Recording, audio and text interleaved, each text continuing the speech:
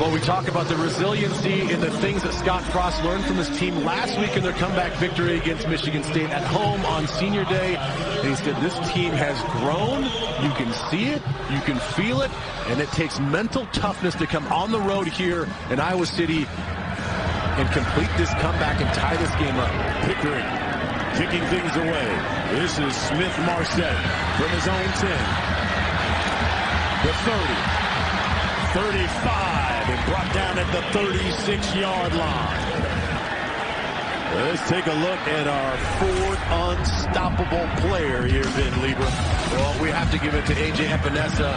Once again, for the second straight week, he's just been a terror in the backfield.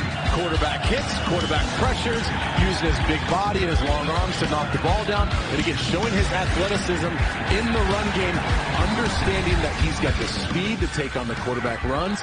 He has been so fun to watch and such an important player for Iowa's defense. Well, let's see what Nebraska's defense can do here. Here's Stanley against this Hawkeye offense.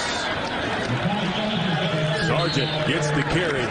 Keep in mind, Nebraska last week down by 6 with 12 minutes to play. They came back. Defense made stops. Got the victory. Down 15 here. Under 14 minutes to play today. And they've tied things up. And let's see. Will it be the Hawkeye Coach Ferentz offense? Will it be Scott Frost's defense who makes a big play here? Sargent, the lone setback. Up the middle. He's about a couple yards shy of a first down. So the Hawkeyes will be looking at third down from their own 45. Well, and remember, for Nebraska, you go back to last week's game, it was all started by Antonio Reed coming downhill and causing a forced fumble deep in Michigan State territory up against their own end zone. That's what was the catalyst for the big spark on the big comeback. This team knows how to attack the football. I imagine they're going to do the same thing now. Sargent, first down and a whole lot more. Zeke drags some Cornhuskers. He's in Nebraska territory. And we got just 2 minutes to play. Boy, and Sargent has been playing inspired this whole game. Not really known as the power back between he and Torn Young. But once again, once he gets downhill, he's awfully tough to tackle. He can spin out of things. He can make cuts and make you miss. And he can keep those legs churning. First and 10 from the Nebraska 40. This is the sophomore again, and he is hit a yard behind the line of scrimmage by Khalil Davis. Well, there's Davis again. We've called his name a bunch of times. Beats his man at the line of scrimmage, keeps his eyes up, and tracks down Sargent for a tackle for loss. And again, it's going to be a big defensive effort. It's going to take plays and effort like that to keep Nebraska in here and keep Iowa out of field goal range. 1 minute left in this football game. 2nd and 11 for the Hawkeyes from the Nebraska 40. Stanley rolls right, throws to the sideline, too high for Brandon Smith. Boy, too hot. You got to wonder not only just the velocity, but a wet football trying to catch that thing high away from your body. Got to use all of your hands. And that thing looked like it just got there a little bit before he was expecting it to. 3rd and 11 coming for these Hawkeyes. We've not called Hawkinson's name or Fant in a long time either in this game. 2 of the best tight ends in the country. That's Fant in the slot there at the top of your screen. The handoff is to Sargent. Sargent, the ball carrier. And he's brought down at about the 37-yard line. Tyron Ferguson makes the stop. Nebraska's going to call a timeout with 40 seconds left. Coach Ferentz will have some things to think over here on 4th down. His kicker, Miguel Racinos, drilled a 49-yarder against Penn State. That was back in October. This one would be from 54 yards out if he goes for the field goal. Well, there's not a lot of wind to contest with, so I don't think that's going to be an issue. You know, the field conditions obviously are concerning. A wet field.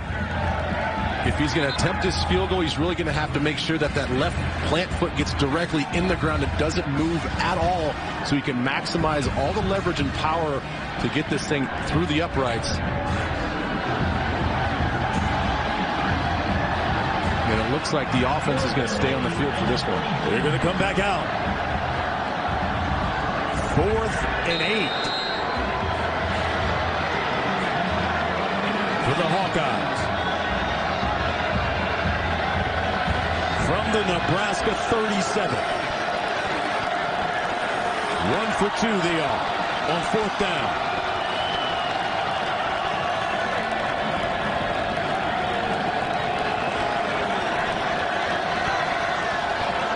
They try to draw him off.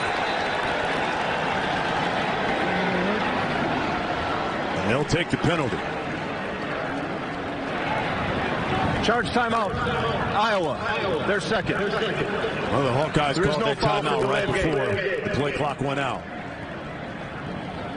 Well, and I think it was wise to do that, because if you try a long field goal in this situation and you don't make it, now all of a sudden Nebraska's in great field position, and all they need is a few extra yards to have their field goal kicker come out and try to win this thing. So it's wise that they go out there, try to get something cheap, try to get an extra 5 yards by lining up, take the penalty, and now punt this thing away and force your defense, which is one of the best in the country, at stopping Nebraska.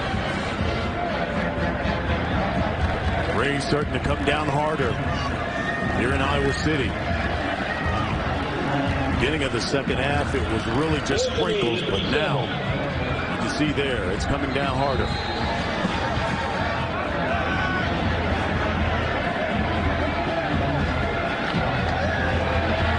Fourth down, 4th and 8. Here's Stanley. Ivory Kelly Martin, Mekhi Sargent in. Split backs. He uses this as a pooch kick sometimes. You have to watch for that. But Stanley's going to go for it. Throws. It's caught. They go to T.J. Hawkinson.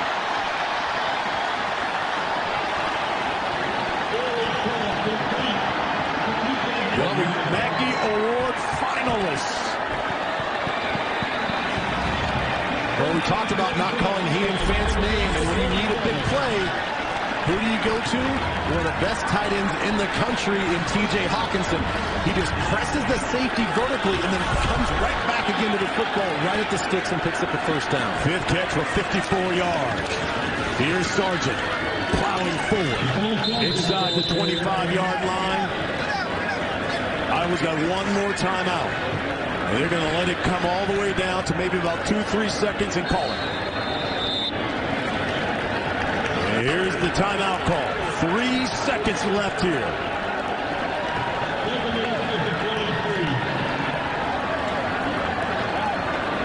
Looks like they mark it at the 23-yard line.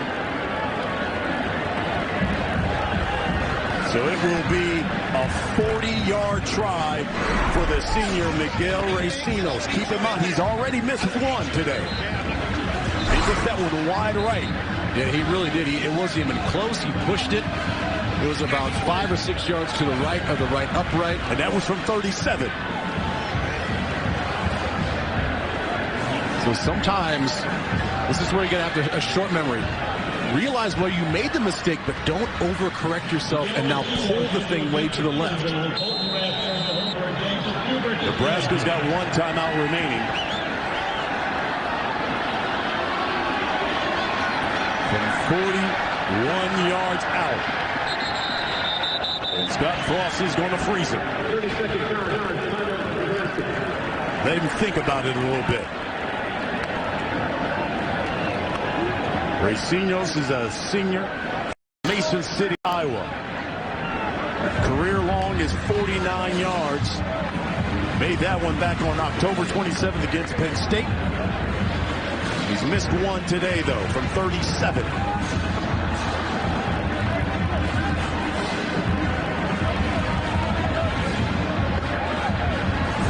For 19 on the season for the senior.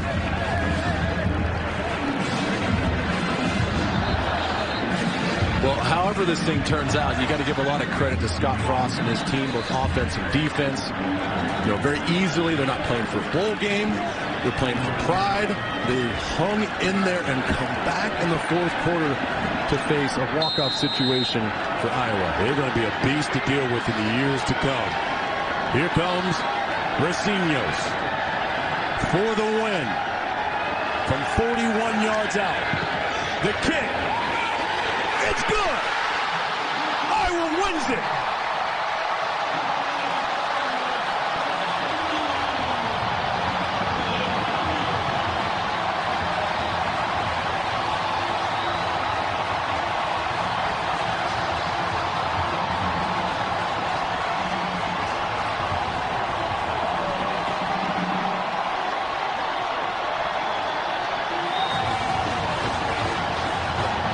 On Senior Day, the senior comes up with the winning kick. And Iowa wins their 8th football game of the year. Man, what a great football game going back and forth. For a majority of the game, Iowa was dominating up front, running the football. You see the Heroes Trophy going to Iowa once again.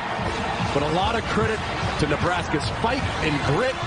They grabbed the momentum, shifted it in their favor in the fourth quarter, tied this ball game up, and it comes all the way down to a 41-yard game-winning kick by the senior. Miguel Recinos was 11 for 12 in his career from 40 to 49 yards.